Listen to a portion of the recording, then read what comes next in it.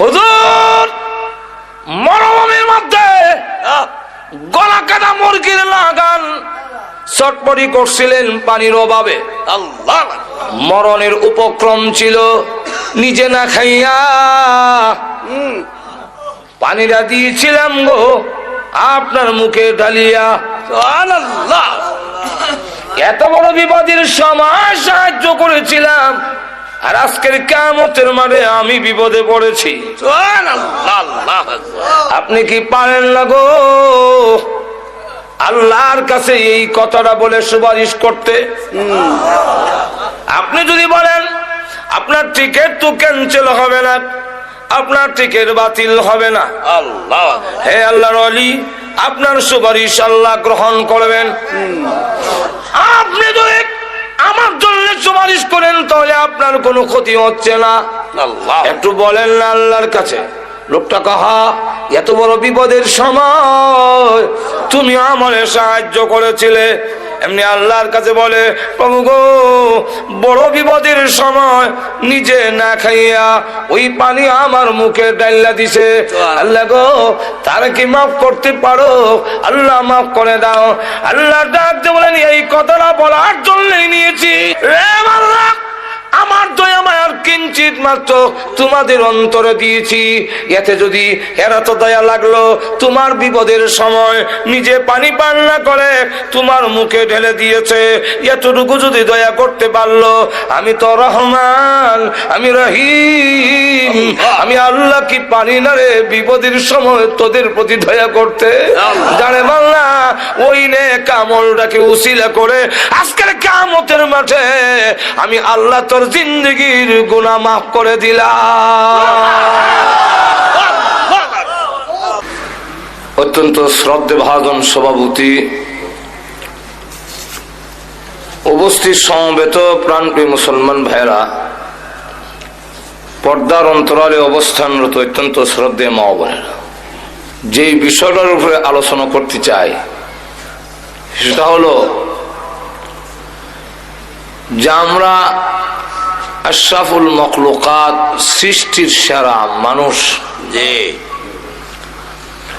আল্লাহ এই মানুষ সৃষ্টি করে পৃথিবীতে আমাদেরকে পাঠিয়েছেন একটা উদ্দেশ্যে। যে আল্লাহ কেন আমাদেরকে বানালেন, নিশ্চয়ই তার একটা উদ্দেশ্য আছে। অনর্থক অকারণে নিষ্প্রয়োজনে আল্লাহ আমাদের বানান নাই। আল্লাহ নিজে বলছেন, আমাদেরকে আল্লাহ প্রশ্ন করে জিজ্ঞাসা করেন, তোমরা কি ভাবো, তোমরা কি মনে করো অনর্থক এমনি তোমাদের বানাইলাম? আল্লাহ নিজে বলেন, আফাহাসিবতুম আন্নামা খালাকনাকুম আবাসা, তোমরা কি মনে করো অনর্থক অকারণ নিষ্প্রয়োজন আবাস? অবশ্যই না। তাহলে কেন বানাইলেন, উদ্দেশ্যটা কি? আল্লাহ আরেক আয়াতে পরিষ্কার করে বলে দিয়েছে, ওয়ামা খালাকতুল জিন্না ওয়াল ইনসা ইল্লা লিয়াবুদুন।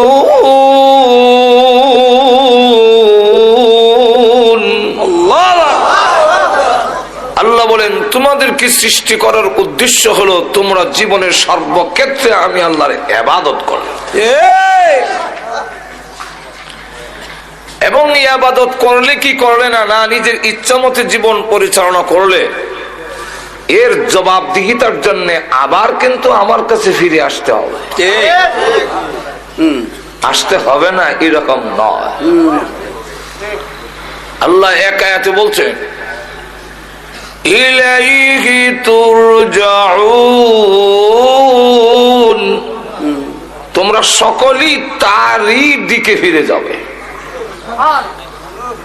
কোন কোন আয়াতে বলছেন ইলাইহিন নুশুর, তার কাছে গিয়ে আবার তোমরা জমা হবে। আল্লাহ। আর আরেক আয়াতের শেষে বলছেন, এমনটা মনে করো না যে আসতে হবে না। وأنكم إلينا তুরজাউন।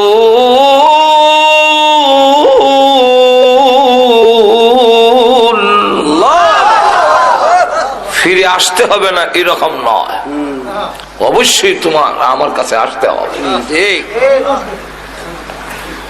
জীবনের সব কিছুর হিসাব একদিন আমার দরবারে তোমাদের দিতেই হবে। আল্লাহ রাব্বুল আলামিন যুগে যুগে লাখেরও উপরে নবী রাসূল পাঠিয়েছেন এই কথাটা বোঝাবার জন্য। সুবহানাল্লাহ। শতাধিক শতের উপরে আল্লাহ কিতাব দিয়েছেন, নবীরাও এই কথাটাই বুঝাইছে। সব নবীরা বলছে ইয়া কওমি ইবুদুল্লাহ মা লাকুম মিন ইলাহিন গায়রু।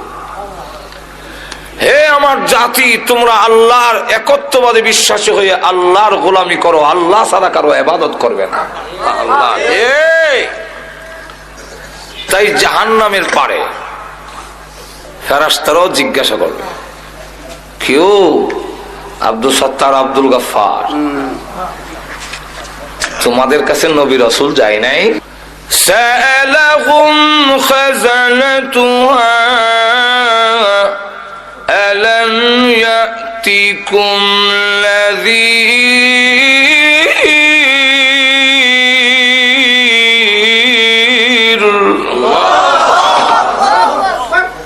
তোমরা যে জাহান্নামের পারে আসলে, জীবনে তাফসীর মাহফিল হয়নি তোমাদের? আল্লাহু আকবার।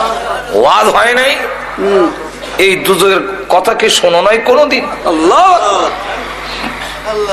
অস্বীকার করতে পারবেন না, তখন বলবে ক্বালু বালা ক্বাদ জাআনা নাযীর।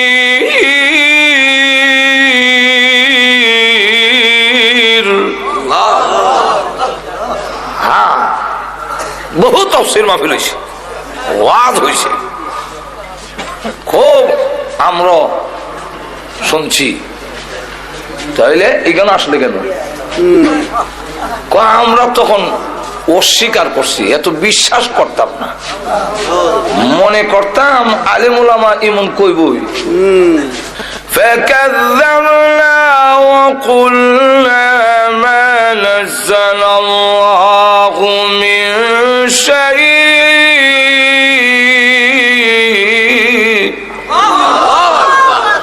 আমরা অস্বীকার করছিলাম, ফাকাযযাবনা। বুঝলেন? নবীরাও যখন কথা বলতেন আমরা কানো আঙ্গুল দিয়ে রাখতাম, যেমন কথা কানো নাই, আর ফাত্তা দিতাম না।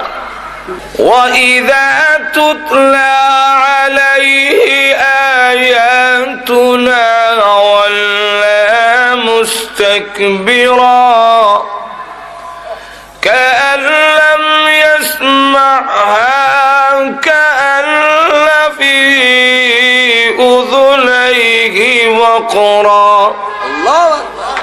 فبشره بعذاب أليم। আল্লাহ নবী যখন কোরআন শরীফ শুনাইতেন, ওয়াইযা তুতলা আলাইহি আয়াতুনা ওয়াল্লা মুস্তাকবিরা, আমরা অহংকার নিয়ে দম্ভ পড়ে ফিরা যাইতাম। কাল্লাম ইয়াসমাহা, যেমন শুনছি না। কান্না ফি উযুনাইহি ওয়াকরা, যেমন কানের মধ্যে ডিভা দেওয়া। আল্লাহ রাব্বুল আলামিন বলেন, ওগো নবীজি, তাদেরকে সুসংবাদ দিন। সুসংবাদ কে? সুসংবাদ আযাবের। আযাবের সুসংবাদ হয় না। আল্লাহ রাব্বুল আলামিন কেন বললেন সুসংবাদ? আল্লাহ আযাবের ভয়াবহতা বয়ান করার জন্য আল্লাহ বলেন, ফাবাশশিরহু বিআযাবিল আলীম। এদেরকে সুসংবাদ দিন আমার আযাব বড় কঠিন আযাব। ওই দিন কে বলবে মনোযোগ দিয়া যদি শুনতাম, যদি ভালো করে বুঝতাম, বোঝার মতো, তাহলে আজকে জাহান্নামবাসী হইতাম না। قالوا لو كنا نسمع أو نعقل ما كنا في أصحاب السعير।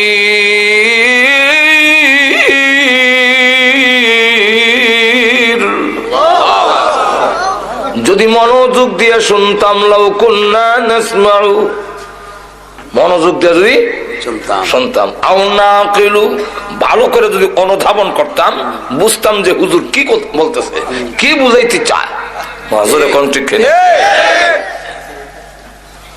তাহলে হয়তো কি মা কুন্না ফি আসহাবিস সাঈর, আজকে জাহান্নামবাসী হইতাম না। ওই দিন গুরুত্ব দেই নাই, আজকে বুঝছি। এখন আল্লাহ পাঠাও, এখন পাঠাও। ওয়াদা দিন আমার জীবন ওষুধ খেতাম না, আর ঘুষ খাবো না, আর জিনা করব না, আল্লাহ পাঠাও। বলে কে রে? অন্ত সৌদি খেলিস। ও রব্বানা আবসারনা ওয়া সামি'না ফারজি'না না'মাল সালিহান ইন্না মুকিনুন।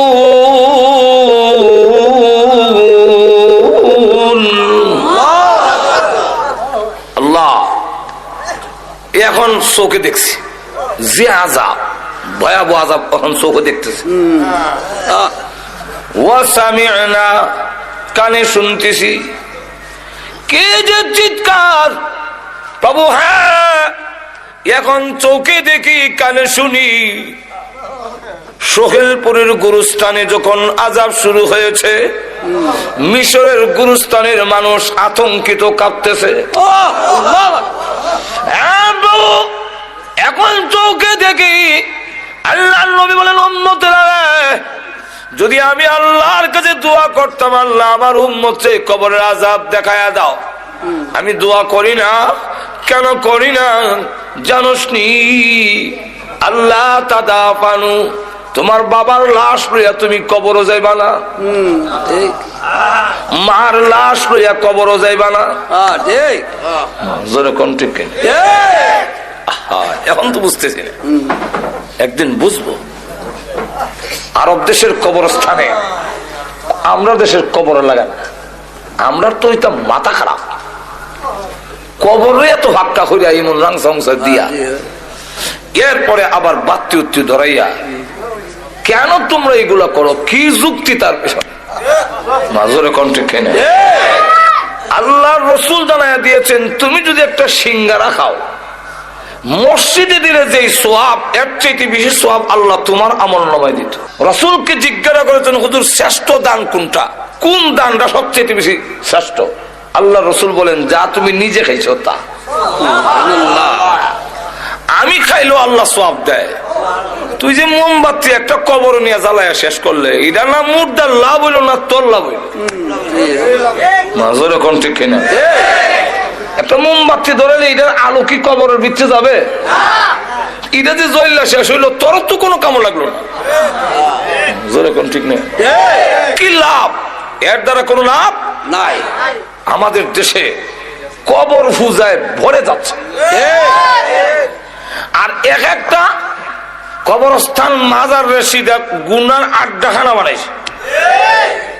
ওনারা কি কম জান না? খরমপুর এখানে ডেকে দেখা যায়, সবাই কে আছো নিশাকুর, সব চলো খরমপুর। নিশাকুর রে ডাকে গুনার কাজে লিপ্ত হয়ে গেছ।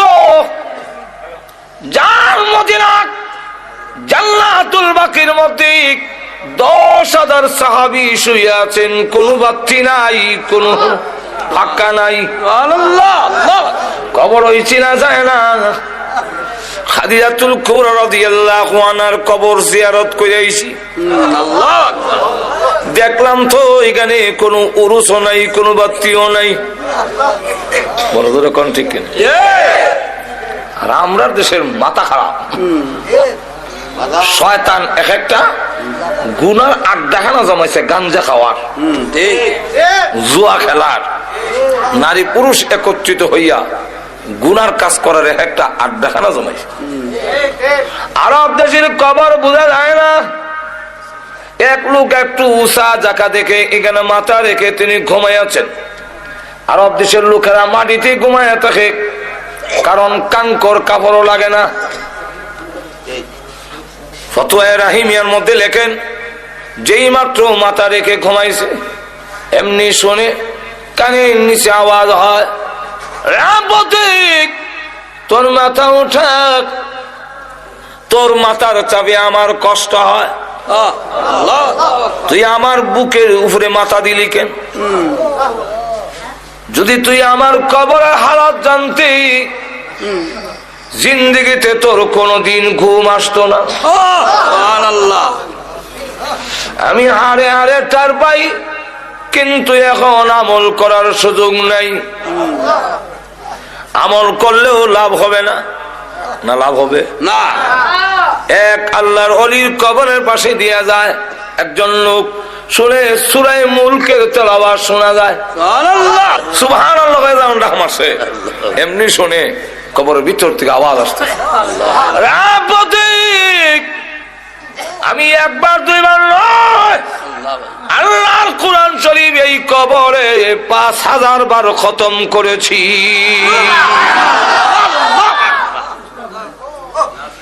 একটা কাজ কর, 5000 বার খতম তোরে দেই, তোর একবার সুবহানাল্লাহ আমারে দিয়ে দে।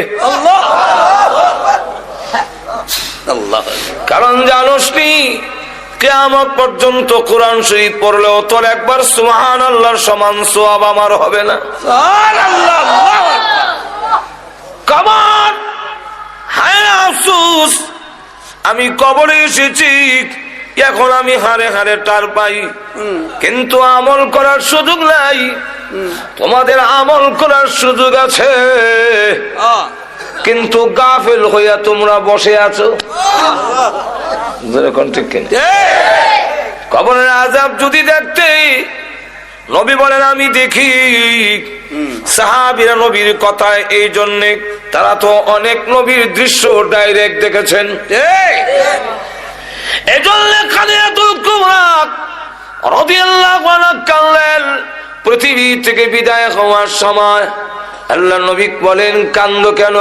নবী গো, কান্দার দুইটা কারণ, একটা হলো আপনার জন্যে, আর একটা হলো আমার নিজের জন্যে।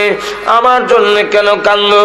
ওগো নবীজি, এতদিন আমি আপনার পাশে ছিলাম, কাফেররা আপনার গায়ে আঘাত করতে সাহস পাইনি। খাদিজাতুল কুবরা রাদিয়াল্লাহু আনহা কুরাইশের মধ্যে একজন শিল্পবতী ধনাঢ্য মহিলা, আবার তার একটা প্রভাব ছিল কুরাইশদের উপরে। এই কারণে নবীজি যখন দাওয়াত দেয়, পাশে দাঁড়ায় থাকেন খাদিজাতুল কুবরা। কারণ তখনও পর্দার বিধান নাজিল হয় নাই। আল্লাহর নবী যখন হাতে কাঁধে মাজারে দাওয়াত দেয়, লোকেরা এসে দেখে খাদিজা পাশে দাঁড়ানো, আল্লাহু আকবার, সাহস পায় না আঘাত করতে। খাদিজাতুল কুবরা বলেন, ওগো নবীজি, আমি যখন বিদায়ী হয়ে যাব, আপনার পাশে কে দাঁড়াবে? এই জন্য আমি কান্দি। মার কান্দা দেখে ছোট্ট মেয়ে ফাতেমা রাদিয়াল্লাহু আনহা ডাক দিয়ে বলে, মা গো, আপনি কাঁদলেন না, ওয়াদা দিলাম গো, আপনি পৃথিবী থেকে বিদায় হয়ে গেলে আমার বাবার পাশে আমি ফাতেমা সব সময় দাঁড়াইয়া থাকবো। এই জন্যে রাসূল যখন দাওয়াত দিতেন, ছোট্ট একটা মেয়ে কোমর ধরে রাখতেন। আল্লাহু আকবার। এই মেয়ের নাম ফাতেমা। সুবহানাল্লাহ। এখন নবীজি 2 নম্বরটা হলো আমার জন্য কান্দি আমি পৃথিবী থেকে বিদায় হয়ে গিয়া কবরের যে কোনো সামান নাই, আল্লাহ কি নিয়ে যাব? আমার যে কোনো সামান নাই, আপনারা বলেছেন কবরে চাপ দিবে, আল্লাহ নবীজি আঙ্গুল দেখে বলেন এইভাবে একটা হাড্ডি আর একটা হাড্ডির ভিতরে ঢুকে যাবে। এখন নবীজি এইভাবে যদি হয়, আমি খাদিজার ভয় লাগে, আমার যে কোনো সামান নাই, অথচ আল্লাহ সালাম পাইছেন। আল্লাহ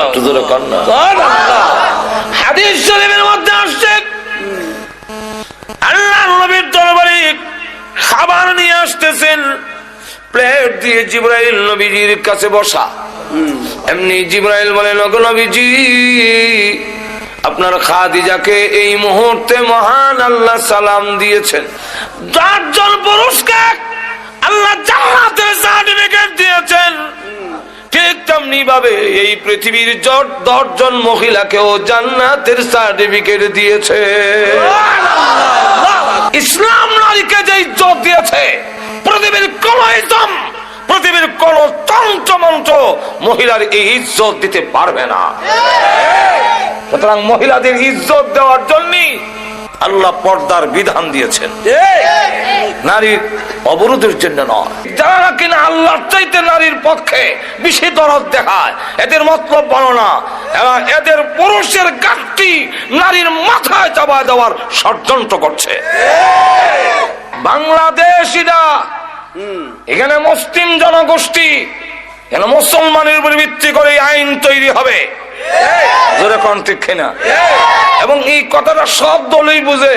আওয়ামী লীগ নির্বাচন ইশতেহারে লিখেছে কোরআন সুন্নাহ বিরোধী কোন আইন পাস করা হবে না। বিএনপিও ফারুক আন্না ফারুক লেখে ইসলামী মূল্যবোধ, কারণ বুঝে যে এটা না করলে এই দেশও চলবে না। জোরে কোন ঠিক না? জাতীয় পার্টিও ইসলাম রাষ্ট্রীয় খারাপ, জোরে কোন ঠিক না? বুঝে এই দেশের মানুষ মুসলমান, জোরে কোন ঠিক না? এই দেশের জমিনের নিচে লক্ষ লক্ষ আল্লাহর ওলিরা শুয়ে আছেন, এই দেশের জমিনের উপরে লক্ষ লক্ষ আল্লাহর ওলিরা বিচরণ করেন, যে দেশের জমিনে লক্ষ লক্ষ মসজিদ প্রতিষ্ঠিত, যে দেশের জমিনের উপরে হাজারো হাজার মাদ্রাসা প্রতিষ্ঠিত, যে দেশে আল্লাহু আকবারের ধ্বনির মাধ্যমে পশু পাখিরা পর্যন্ত ঘুম ভাঙে, এদেশের কৃষক শ্রমিক মাঝি মাল্লারা আল্লাহু আকবারের ধ্বনি শুনে ঘর থেকে বের হয়, এবং যে দেশের মানুষেরা আল্লাহু আকবার শুনতে শুনতে সব কাজ করে, যে দেশের সূর্য ডুবে আল্লাহু আকবারের মাধ্যমে, যে দেশের সূর্য ওঠে আল্লাহু আকবারের মাধ্যমে, সেই দেশে ডাইরেক্ট কোরআন সুন্নাহ বিরোধী কোন আইন কোন রায় এদেশের জনগোষ্ঠী মেনে নিবে না। আমার আইন একটা কয়ে ফেললো বা কয়ে ফেললো, আল্লাহ গজব ছেড়ে দিছে। গজবের নাম ইফটিজিং। আমি দেশ আইতে না আইতে দেখি, এটা বুঝি না, ব্যাপারও দেখি ইফটিজিং, ইফটিজার কানো ধরে বটনি লইছে। ইফটিজিং কিটা, এটা মুখে দয়া অন্তত 20 বার আমি মস্ক করছি। ইফটিজিং ইফটিজিং নাইলে মোদায় নতুন শব্দ তো না বলে, এরপরে শব্দটার অর্থ বুঝতেও বড় কষ্ট হয়েছে। ইফটিজিং এটার বাংলাটা হলো নারীদেরকে উত্তক্ত করা। আল্লাহ গজব ছেড়ে দিছে। তোমরা না বলছিলে জরুরি না, তখন সামলাও, এখন কয় বটনি লও, 6 মাসের জেল 4 মাসের জেল। বটনি লয় ঠিকই, কিন্তু আবার ঠিকই করে, কারণ এইভাবে আইন দিয়ে 6 মাস না 6 বছরের জেল দিয়েও ইফটিজিং থেকে নারীদেরকে রক্ষা করা যাবে না। বিলাই নাকের আগায় সুটকি লটকাইয়া যদি আইন দেওয়া হয়, এই বিড়াল সুটকি যদি খাস তাহলে 50টা বেদ, বিলাই কইব ইজাতের আইন আমার ঠেঙ্গো মানে, বরং যে এই আইন দিছে হেরে 50টা দাও। কেন সে অত তার রাখে, আমার নাকের আগা সুটকি লটকায় গন্ধ লাগে আর আমি সুটকি খেতাম না, ফাইলার মধ্যে রেখা ফাইলার ভিতরে, এরপরে ডাকনা দিয়া যদি কয় এই বিড়াল ডাকনা ফালাইয়া খেলে 50টা বেদ, তাহলে এটা মানা যায়। জোরে কোন ঠিক না? ঠিক তেমনি ভাবে তরুণী এবং যুবতীরা স্নো পাউডার আলতা আল খাতরা লাগাইয়া, উঁচা জুতা বিন্দা, টাইট ফিট পোশাক পরে, চুলের মধ্যে শ্যাম্পু দিয়া এমন লালাইয়া যুবকদের এবং তরুণদের নাকের ডগার সামনে দিয়ে আইব আর যাইব, আর আপনারা বলবেন ইফতিজিং করো না। এদেশের যুবকরা ঠেঙ্গো এই জাতের আইন মানবে না। যদি এই দেশের যুবকদেরকে আইন মানাইতে হয়, ইফতিজিং থেকে যদি নারীদেরকে রক্ষা করতে হয়, তাহলে একটি মাত্র পথ, সেটা হলো হেজাব পর্দার বিধান কায়েম করতে হবে। কিছু কিছু জিনিস আছে মজ্জাগত, জন্মগত। যেমন আপনি ঘুমোতে যদি কপাল না খা যায়, আত্রে কখন লাগে না বলে আমার নাক টাকা দিয়ে দেয়, দেখবেন অটোমেটিক না খা যায়। আমার মুখের মধ্যে তেঁতুল দিয়া যদি আপনাদের সামনে জিহ্বা নাড়ায়, আপনাদের জিহ্বার মধ্যে অটোমেটিক পানি উঠে, নিয়ত করা লাগবে না। যেরকম ঠিক কিনা? তো এই যে যদি হয়, আল্লাহু আকবার, অটোমেটিক আপনার জিহ্বার মধ্যে পানি উঠবে। পীর হোক, আউলিয়া হোক, যেরকম ঠিক না? এমপি হোক, মন্ত্রী হোক, সবার জিহ্বার মধ্যে পানি উঠবে কি উঠবে না? যদি কেউ কয় আমার উঠে না, এটার দুইটা অর্থ। একটা অর্থ হইলো হে লম্পট, উঠে স্বীকার করে না, বাটফার। আর আরেকটা হইলো যে হের জিহ্বার দোষ। ঠিক তেমনি হবে, নারী দেখলে পুরুষের হাত যাবেই, এটা জন্মগত। আর তো জোরে কন্যা, আদম আলাইহিস সালামের বুকের বাঁকা হাড়টির থেকে হাওয়া আলাইহিস সালামকে যখন সৃষ্টি করলেন, উনি ঘুমাচ্ছিলেন, ঘুম থেকে উঠতে দেখে একজন মহিলার কাছে বসা। এখন দেখা যায় হাত অটোমেটিক যায়। আল্লাহ বলেন হাত সামলাও, হাত সামলাও, বিয়া করাই দিয়ে। শেষে আল্লাহ নিজে খুতবা পড়ে মোহরের দেওয়ার মাধ্যমে আল্লাহ নিজে দুজনের মধ্যে বিয়ে হরাই দিল। তাহলে বোঝা গেল আদম আলাইহিস সালামের যদি যায়, আদম সন্তানেরও যাবে। কি বলেন ঠিক না? সুতরাং এই নারীদেরকে যদি পুরুষের দরার থেকে রক্ষা করতে হয়, তাহলে পর্দা লাগবে, হেজাব লাগবে, পার্টিশন লাগবে। আর না হয় রক্ষা করা যাবে না। অপর দিকে যারা পর্দার বিধান উঠাই দিতে চায়, এদের উদ্দেশ্য হইল আমাদের সমাজ থেকে বিয়ার প্রথাটা উঠে নিত।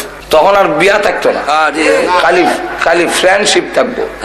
ফ্রেন্ডশিপ, গার্লফ্রেন্ড, বয়ফ্রেন্ড, আঙ্গুল ধরে ধরে আড়াআড়ি, আর কিছু। ঠিক ইউরোপ বানাইতে চায়। আমি আমেরিকার একটা স্টেট আছে, এটার নাম হলো মিশিগান। এটা হইলো আমেরিকার এক বর্ডার, তার পাশের রাষ্ট্র হইলো কানাডা, মাঝখানে একটা নদী। তো নদীর পরে হাঁটতে গেলাম আমরা কয়েকজন। তো আমরা তো হাঁটতেছি, তসবিহ পড়তেছি, সুবহানাল্লাহ, ডাইনি মামা চাই না, সাইড তুই হোক। ইয়ার পরত দু তিনজন ওই ব্রেঞ্চের মধ্যে বসা আমাদের কাছে দৌড় দেখে আছে, গায়ে তোমরা যে এইভাবে একা একা ঘুরতেছো, তোমাদের কি গার্লফ্রেন্ড নাই? গার্লফ্রেন্ড আমরা বুঝেনি। হ্যাঁ, মহিলা বন্ধু নাই। তখন আমরা তারা বুঝাইতে চেষ্টা করলাম যে ইসলামে এইভাবে বিবাহের আগে যুবতীদের হাত ধরে আঠা, এটা ইসলামে অ্যালাউড না, ইসলাম গ্রহণ করে না। তো আমাদের সমাজেও যারা চায় এরকম করতে, তখন আর বিয়া থাকবে কই? থাকতো না, থাকবে না। এক কলেজের দেওয়ালের মধ্যে লেখা, হে কুমার, তুমি বিয়াতে রাজি হও না কেন? বিয়াতে রাজি হও না কেন? কোন বাটফারা জানে, নিচে আরেক লাইন লিখে দেয়া গেছে, সস্তায় যেখানে দুধ পাওয়া যায় গায়ে ফালে কে। অর্থ বুঝছেন না? সস্তায় যদি দুধ পাওয়া যায়, গায়ের গোবর ফালাও, গায়ে ফালো, ঘাস খাওয়াও, এই বুঝা কান্দ কোন নেওয়ার দরকার আছে? তো যেখানে নারী পুরুষ অবাধে চলাফেরা থাকবে, যথায় তথায় পাওয়া যায়, পর্দা নাই, আঙ্গুল ধরে হাঁটতে পারে, গিয়ে ঘুরতে পারে, বাগানে ঘুরে, শ্বাসটলে ঘুরে, অফিসে ঘুরে, সেখানে এই সব কাম তো এর যতই শেষ। তাহলে হ্যাঁ, আর বিয়া করে এই মহিলার দায় দায়িত্ব নিতে চাবে না। আছে কোন থাকবে না, বিয়ার প্রয়োজন নাই। লক্ষ্য করে দেখেন আমাদের সমাজ হতে এরকম কিছু হয়েছে, এখন ঠিক না?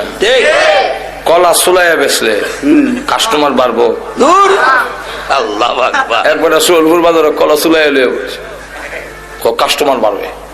এখন চুলাই যখন বইছে আর কিছুক্ষণ পরে দেখে যে যখন রস পড়তেছে, রসের গন্ধ হয়ে এখন মাছে জমছে, তাও ভালো মাছি না, পেশাবখানার যে বয় কালা কালা মাছি ভ্যান ভ্যান করতেছে, কথা বুঝছেন? এখন কাস্টমার যারা আগে কলা নিত সবই দেখে মাছ চাই 1000 বার কলা লাগতো। সন্ধ্যা পর্যন্ত বেটা বসে রইল, কেউ কলা নেয় না। এখন কি করবে? যেখানে ভালাইতে যায় সকলে ফসা কলা কেন হয় না, এখন কি করবে? শেষে মাথাত কলা লইয়া গান গায়। কইতাম নি কি গায়? ও ভাই কে আছো কলার খরিদ্দার, কলার পিছনে আছে 1 টাকা কইরা পুরস্কার। আল্লাহ আকবার। 1 টাকা কইরা পুরস্কার। 2 যুবক ব্রিজে বইয়া কই মন আশ্চর্য কলাওয়ালা তো দেখছি, কলার পিছে মিলে 1 টাকা কইরা পুরস্কার। চল আমরা দুইজনে 2 আলি কলা লইলাই, তাহলে 60 টাকা তুই, আমি 60 টাকা, 8 টাকা কলা। এটা তো হলাই মনে ফসা। এখন এর আগে 2 হালি কলা লইছে, দেখি কলার আকর্ষণে না টাকার লোভে? কলার দাম আছে না, কলা তুই তো হলাই দিব। ঠিক তেমনি হবে আমরাও মাথাত খুব বুদ্ধি দিয়েছে, মনে করলাম চুলাইয়া বেপর্দা দিলে মনে হয় কাস্টমার বাড়বো। এখন অবস্থা এরকম হয়েছে, মেয়ের বাবা গান গায়, সবাই কে আছো আমার মেয়ের খরিদ্দার, মেয়ের পিছনে আছে হোন্ডা পুরস্কার। সবাই কে আছো আমার মেয়ের খরিদ্দার, মেয়ের পিছনে আছে ফ্রিজ পুরস্কার। যুবকরা কয় বিয়া করার তো ইচ্ছা আসিল না, এই বুঝা নিতাম আসলাম না। মোটর সাইকেল যখন একটা পাওয়া যায় তার একটা করে লাই। তাহলে এবার বলেন, হেকিম মেয়ে লোকের আকর্ষণে বিয়ে করছে না হুন্ডার লোভে? হুন্ডা, এর কাছে হুন্ডার দাম আছে, বউর দাম নাই। যেরকম ঠিক কিনা? আমি জন্য বলতেছিলাম, পুরুষদেরকে আল্লাহ যেমন 10 জন পুরুষকে জান্নাতের সার্টিফিকেট দিয়েছেন, ঠিক তেমনি ভাবে 10 জন মহিলাকে দুনিয়াতে জান্নাতের সার্টিফিকেট দিয়েছেন। এর মধ্যে একজন খাদিজাতুল কুবরা রাদিয়াল্লাহু আনহা, ওনাকে আল্লাহর নবীর মাধ্যমে জিবরাইল বলেন, ওগো নবীজি আপনার খাদিজাকে মহান আল্লাহ এই মুহূর্তে সালাম দিয়েছেন এবং ঘোষণা দিয়েছেন আল্লাহর তৈরি জান্নাত ওয়াজিব হয়ে গিয়েছে। কিন্তু ইয়ার পরেও আল্লাহ বলে যে কবরের কোনো সামান নাই। আর আমাদের হালত কি? ও মুসলমান, আমাদের অবস্থা আল্লাহ কান্নার কারণ হইল আমি পৃথিবী থেকে বিদায় হয়ে গেলে কবরের জগতে যখন রেখে দিবেন, কবর যে বলছেন এইভাবে চাপ দিবে, এটা কিন্তু রেহাই নাই, সবকে দিবে। আল্লাহর নবী বলেন, কবরের আযাব থেকে যদি কেউ রেহাই পেত, আমার সাদ ইবনে মুআয রেহাই পেত। খাদিজাতুল কুবরা রাদিয়াল্লাহু আনহা বলেন, ওগো নবীজি আপনার ব্যবহারের একটা কাপড় আমার কাফনের ভিতরে দিবেন কিনা? আল্লাহু আকবার। আমার বিশ্বাস আপনার ব্যবহারের একটা কাপড় যদি আমার কাফনের ভিতরে থাকে গো, তাহলে কবর আমাকে এইভাবে চাপ দিতে পারবে না। ওই কবরের আযাব যেদিন দেখবো, ওই দিন আমরা তখন বলবো আল্লাহ এখন চোখে দেখছি, কানে শুনছি, এখন সুহিলপুর পাঠাও। ওই ভাড়াই তো চলবো, চলবুর যে ভাড়াই তো এটা কোরআন আসেনি, কোরআনের ডাইরেক্ট আয়াত নাই, কিন্তু অর্থের ভিতরে সুহিলপুর আছে। কোরআন ফারজিনা, যেখান থেকে আসছি সেখানে পাঠাও। বেটা যদি সুহিলপুর থেকে গিয়া থাকে গাটুরার কথা কইতো না। ফারজিনা পাঠায়া দাও। কি করবি? নামাল সালিহা, নেক আমল করব।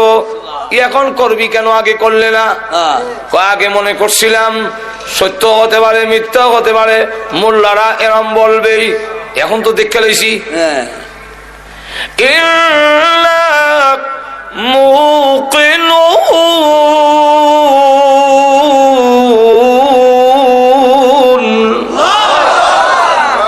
এখন দৃঢ় বিশ্বাসী হয়েছি যেরকম ঠিক কিনা।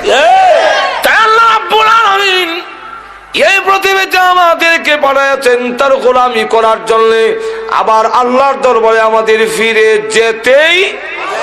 একটু জোরে কর না, মনে আছে তো আপনারা? আরো জোরে কর আছে। আল্লাহ রাব্বুল আলামিন তাই বলেন, ও মানুষ, তোমাদেরকে আমি আল্লাহ বানাইলাম ইবাদতের জন্য, আর তামাম পৃথিবী যা আছে সবগুলো তোমাদের জন্য আমি আল্লাহ বানাইছি। আমাদেরকে আল্লাহ রাব্বুল আলামিন সৃষ্টি করেছেন তার ইবাদতের জন্য, আর আল্লাহ রাব্বুল আলামিন বলেন যে তোমাদেরকে ইবাদতের জন্য সৃষ্টি করেছি, তাই সবচেয়ে বেশি ইজ্জত আর সম্মান এবং সুন্দর বানাইয়া তোমাদের সৃষ্টি করলাম। লক্ষ্য করে দেখেন, আল্লাহ বলেন এমন সুন্দর তেল্লা অন্ধকারের ভিতরে, তোমার মার পেটের ভিতরে 3টা অন্ধকার, এখানে আমি আল্লাহ তোমারে বানাইছি। তোমরা যদি অন্ধকারের মধ্যে কোন জিনিস বানাও সুন্দর হবে না। চোখ যেখানে লাগাইবার কথা অন্ধকারের মধ্যে আতাইয়া, পরে দেখা যায় ফিসেদা লাগাই দিলে। আল্লাহ রাব্বুল আলামিন বলেন কোরআনে, يخلقكم في بطون أمهاتكم خلقا من بعد خلق في ظلمات 3।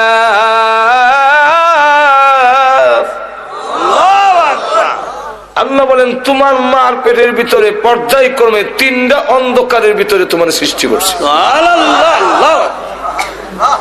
মানুষ, সবকিছু তোমাদের জন্য আমি আল্লাহ সব তোমাদের জন্য আয়োজন করেছি। এই জমিন বানাইছি তোমাদের বিছনার জন্য, আমি আল্লাহ বিছনা বানাইয়া দিয়েছি। আরো যেরকম কে বানাইছেন? আল্লাহ। আরো যেরকম আল্লাহ। বৈশা রয়েছেন যে আল্লাহ বলেন জমিনকে অনুগত করে দিয়েছি তোমাদের জন্য, আর আমি আল্লাহ জমিনকে জানাই দিছি কোনো শব্দ করবা না।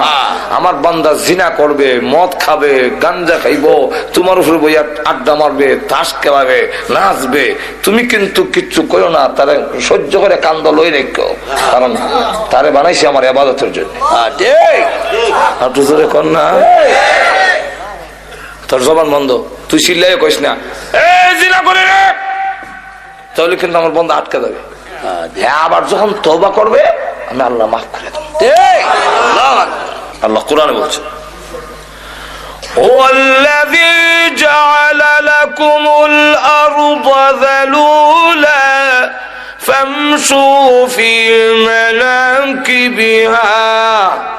আল্লাহ রাব্বুল আলামিন বলেন এই জমিনকে আমি আল্লাহ তোমাদের অনুগত বানাইয়া দিয়েছি, তার কাদের উপর দিয়ে তুমি চলাফেরা করো, কোনো কথা বলে না। তুমি যতই অন্যায় করো কোনো কয় না, কুদাল দিয়ে কুইরা, লাঙ্গল দিয়ে উল্টায়া হাল্টায়া, কোনো কথা বলে না। রে দুনিয়ার মানুষ, তোমার যখন মিয়াদ চলে যাবে, ইবাদত করলে না, আমি আল্লাহর গোলামি করলে না, ওই দিন আমি আল্লাহ জবান খুলে দিব জমিনের, তোমার জীবনের সব গুনাহগুলো জমিন তখন হেডলাইনে বলতে থাকবে। কোরআন শরীফ আছে, বলবো, ইযা যুলজিলাতিল আরদু জিলজালাহা ওয়া আখরাজাতিল আরদু আথকালাহা ওয়া ক্বালাল ইনসানু মা লাহা ইয়াওমাইযিন তুহাদ্দিসু আখবারাহা বিআন্না রাব্বাকা আওহা লাহা। জমিন হয়ে গেছে, মুহাদ্দিস বর্ণনা দেয়, কি এর বর্ণনা? আখবারাহা, আখবার খবরের বহু বচন। খবর রে বাংলা হয় সংবাদ, ইংরেজিতে হয় নিউজ, আর আরবিতে হয় খবর। কি হয়? খবর। তখন হেডলাইনে কয় আল্লাহ সুদ খাইছে, ঘুষ খাইছে, মদ খাইছে, জিনা করছে আমার উপরে। আল্লাহ জমি তুমি যদি বলো তো আমি বাঁচবো কেমন? আল্লাহ ওয়াকালাল ইনসানু মা লাহা, জমিন তোর কি হইল, এমনি এই কথা কেন কস? আল্লাহ ডাক দেবেন নবী গো বিআন্না রাব্বাকা ওয়ালাহা, জমিন কেন কথা বলবে জানেননি? আপনার রব হুকুম দিয়েছেন, আপনার রব হুকুম দিয়েছে। এই জন্য মানুষ যত গুনাহ করেছে জমিন সব এক একটা করে বর্ণনা দিবে। আর এখন জমিন নড়ে না। আল্লাহ বলে ইয়া তো উপরে আকাশ, কোন ফিলার দিলাম না। এই আকাশ কে স্থাপন করছে? আল্লাহু আকবার। আর জোরে কোন আল্লাহ। কার জন্য? আমরা কোনদিন ভাঙ্গে পড়ে না, টুকরা না, সলডা না। আল্লাহ কোরআনে বলছে কেন হবে না? وَجَعَلْنَا السَّمَاءَ سَقْفًا مَحْفُوظًا। আল্লাহ বলেন আসমানকে আমি আল্লাহ নিরাপদ ছাদ বানাই দিছি, মাহফুজান, নিরাপদ, কোনদিন পড়বে না। আল্লাহ। পৃথিবীর মানুষ, আমি আল্লাহ তোমাদের জন্য পানি নিয়ন্ত্রণ করে দিয়েছি, পানির সাপ্লাই দিয়েছি। বাংলারে তোমরা তো আসল জিনিস দেখো না। প্রত্যেকটা ডিস্ট্রিক্টের জন্য নদী দিয়েছি। সিলেটের গিয়ে দেখবেন সুরমা, আর একটু আগে দেখবেন কুশিয়ারা, আবার মৌলভীবাজারের জন্য দেয় মনোমুখ, আবার একটু হবিগঞ্জের জন্য এসে খুয়াই, ব্রাহ্মণবাড়ার জন্য তিতাস, কুমিল্লার জন্য কমতি, ময়মনসিংহের দিকে যান তাহলে ব্রহ্মপুত্র। আল্লাহ রাব্বুল আলামিন বলেন তামাম পৃথিবীর 48 মহাসাগরকে আমি আল্লাহ সংযোগ করে দিয়ে তামাম পৃথিবীতে তোমরা আমার গোলামি করবে। তাই আমি আল্লাহ তামাম পৃথিবীর পানির যাতে অসুবিধা না হয় প্রত্যেকের এলাকায় এলাকায় পানির সাপ্লাই পৌঁছাইয়া দিয়েছি। দুবার থেকে বিমান ওঠে, কোন জায়গায় বিমান আছে? টেলিভিশন একটা আছে, বিমানটা কই আছে কই যায় দেখা যায়, ঠিক। কোন জায়গাত গেছে দেখায় বিমানে। আটলান্টিক মহাসাগর 14 ঘন্টা বিমান চলে, তথাপি ওই সাগর পাড়ি দিতে পারে না। আটলান্টিক মহাসাগর সবগুলার সাথে যোগাযোগ রেখে পানি পৌঁছাইয়া দিলাম খালে বিলে। তোর ক্ষেত দিবে, তোমার কাজে লাগাবে, ফসল করবে, আমি আল্লাহর গোলামি করবে। বাংলারে আমি আল্লাহ পানির সাপ্লাই দিয়েছি। একটু জোরে কন্যা সুবহানাল্লাহ। আবার কোন নদীর মধ্যে উপরে হলো লবণাক্ত নিচে মিঠা, অথবা উপরে মিঠা নিচে লবণাক্ত, কোন বান নাই, শুধু একটা হুকুম, পানি রে ও লবণাক্ত পানি মিঠা এলাকার যাইস না, আমার বান্দা অসুবিধা হবে, সে আমার ইবাদত করবে। এখন দেখেন ওয়াজালা বাইনাল বাহরাইনি হাজিজা, মাঝখানে একটা পার্টিশন, শুধু অর্ডার।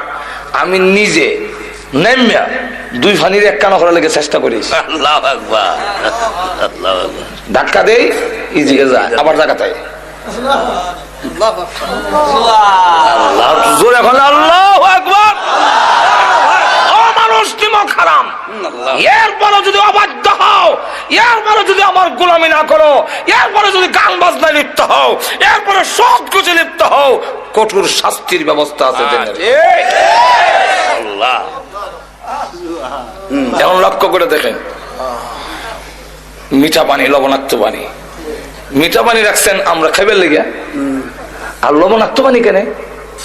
তাফসীর কিতাবে লেখেন লবণাক্ত পানির কারণ হইল ওই যে কুত্তা বিলাই গরু ছাগল মরে, লাশ মানুষ পচা গইলা যায়, নদীটা ভাসায় নেয়, নিয়ে লবণাক্ত পানির মধ্যে ঢুকাইয়া তার প্রয়োজনটাকে নষ্ট করে দেয়, যাতে আবহাওয়া দূষিত না হয়।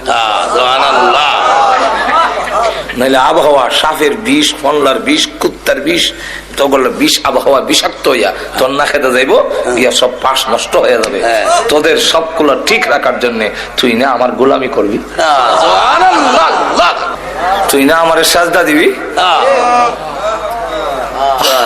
ও নিমক খারো মন্দা মাজরে কোন ঠিক কিনা, তুই যে আমার সেজদা দিবি আমি তোর সব আয়োজন করে রাখছি। আল্লাহু আকবার। وجعل خلالها أنهارا وجعل بين البحرين حاجزا أإله مع الله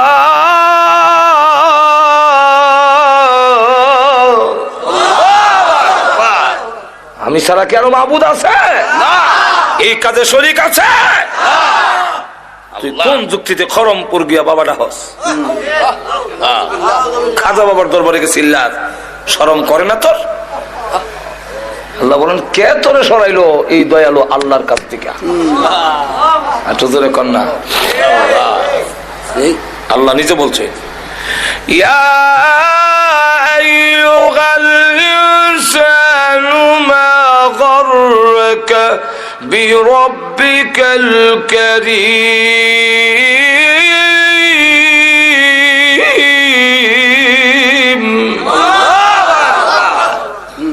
ও দুনিয়ার মানুষ, তোকে কোন জিনিসে কোন বস্তু দাতা রবের কাছ থেকে তোরে সরাইলো? যিনি দাতা দানশীল আল্লাহ। এত দান করলেন যিনি, তার কাছ থেকে তোরে কে নিল? বান্দারি। মাজরে কোন ঠিক বাবা বান্দারি লাইন ছাড়া চলে না রেলগাড়ি। তুই এখানে গেলে গে? তুমি কেন বলো বাবা তোমার দরবারে কেউ ফিরে না খালি হাতে? তোর তো বলার দরকার ছিল আল্লাহ তোমার দরবারে কেউ ফিরে না খালি হাতে। এই আয়াতের ব্যাখ্যায় লেখেন ইয়াহইয়া ইবনে মুআয রাহমাতুল্লাহ আলাইহি এত বড় বক্তা ছিলেন যে ওনার ওয়াজে প্রতিদিনই 10, 20, 30, 40 জন পর্যন্ত মানুষ কলজা বেটা মারা যেত। সেই আল্লাহর ওলি তিনি বলেন হাসরের দিন যদি আল্লাহ আমার জায়গায় কিসে তোমারে আমি দয়ালু দাতার থেকে সরাইল, আমি তখন কইয়া দাঁড়াম তোমার দয়ায়। আল্লাহ তোমার দয়া মায়া আমার নষ্ট করছে। এটা কেমনে? এটা বুঝতে হইলে আগে বুঝেন, অনেক সন্তান কিন্তু মার দয়াটারে ফুজি করে নষ্ট হয়। বুঝছেন? হে মাদ্রাসা থেকে মার কাছে গরম ভাত খায়, আমার হানি ভাত দেয়। মার দয়া মায়া বেশি তো কপুত্রে আর যাবার দরকার নাই। আসলে কিন্তু আর হানি ভাত দেয় না। এই কথাটা কোয়ার উদ্দেশ্য হইল এ নষ্ট হইতো। জোরে কন্ট্যাক্ট কিনা মার দয়া মায়াটারে বুঝি কইরা অনেক সন্তান নষ্ট হয়। এই এমনি মাছ বুঝাইতে চাচ্ছেন আল্লাহ তুমি তো রহমান দয়া করছো আমারে, আর আমি দয়াটা বুঝতে না হইলে নষ্ট হয়েছি। কিভাবে? রমজান মাসে দিনের বেলা ডালের বেলা নিয়ে মুখ দেয়, এই সময় যদি ঠাস করে তুললে ফেরেশতা সর মারতো, আর জাগা পেশাব পায়খানা করে জিন্দিগিতে আর কোনদিন ডালের বড়া খাইতো না কেউ। কিন্তু আল্লাহ করছেন দয়া, কিতা হইছে কিনা ভালো হয়েছে না নষ্ট হয়েছে? ঘুমাইছে। যদি ঘুম থেকে আমরা ফজর নামাজ পড়ে উঠে গিয়ে দেখতাম যে যারা যারা ফজর নামাজ পড়ছে না ফেরেশতারা জোড়া যারা যা আসে সব ছুড়ে লিছে। একটা মানুষও নামাজ না হইয়া ঘুমাইতো। অন্তত 20 বার গিয়া আমার ইমাম সাহেবের মুয়াজ্জিনরা কইলো নামাজের টাইম হইছে নি হুজুর? প্রভু তুমি করেছো দয়া, আর আমি হয়ে গেছি নষ্ট।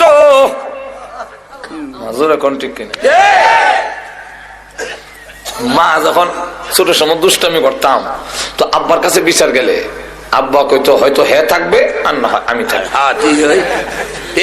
আমিও বাড়ি চাই না, খালি চক্কর দেই। আল্লাহর কি মর্জি, এক ঘরের সাইডে আমি আইতাছি, আব্বা যে এই সাইডে দিতেছে এটা তো আমার জানা না। দুজনকে মুখামুখি এমনি হইন না। আব্বা কত দৌড় দিস না, ঠ্যাং ভেঙেলাম। আমিও দেখলাম দৌড় দিয়া জানলা হয় তখন খত মেনু সরি গজব থেকে বাজবার লেগে কাম হয় না। আব্বা দৌড়ে বাড়িতে নিছে নিয়ে একটা লাঠি লইছে, লাঠি এখন উপর দিকে উঠেছে, এখন আমার শুরু হইব আজাব না দিলিব। এমনি সিলি মারতাম, মারে গো মা, মার দেয় আমার, এটা বেশি না কম?